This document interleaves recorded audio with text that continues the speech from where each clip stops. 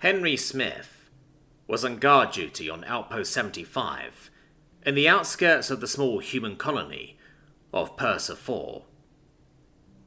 Pursa 4 was near the border of Silos space, and with the looming war, a militia was formed.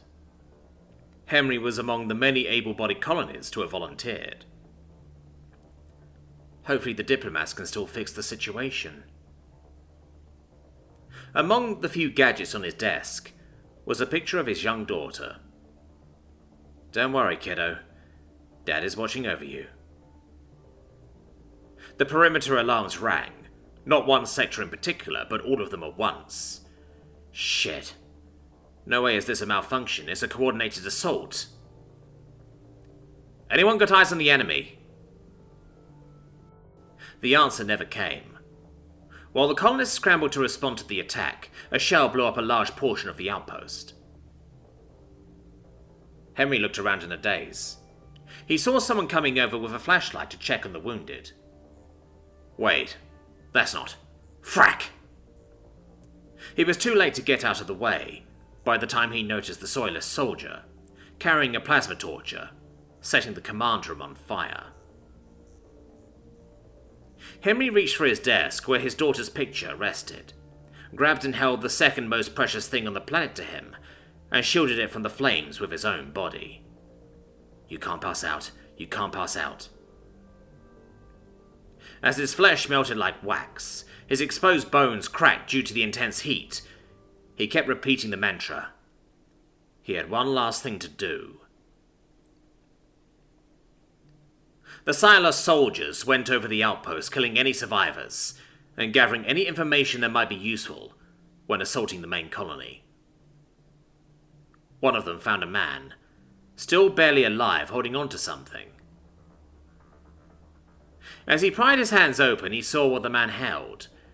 In a room filled with burnt husks of men and charred equipment, the man held a perfectly preserved detonator, which he activated with a grin on what was left of his face. Before he could do anything, the outpost and the vast majority of Silas soldiers were destroyed by the detonation of the station's core. General Morris watched the results of the latest simulation. "What in the seven hells is this? We went from an overwhelming victory to catastrophic losses." He turned and glared daggers at the technician in charge of running the simulations. "I added a single parameter to the mission." "What did you give the humans? Super strength? Some fancy theoretical weapons?" The technician drank from a mug on his desk, then answered. "I gave a single soldier what none of the other simulations took into account." "What?" "A reason to fight." The general wanted to yell some more, but he knew the technician was many things, and liar was not one of them. "I will review the results and will recommend to the High Council on the viability of a war with the humans in the morning."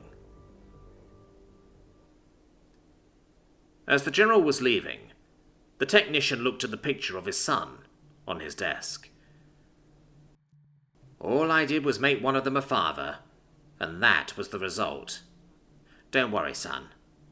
You will not know war in your lifetime. Not with the humans." Soon enough, negotiations between the Silos and humans reached a compromise, and open war was avoided, though very few ever knew it was all thanks to a computer tech and well-programmed NPC.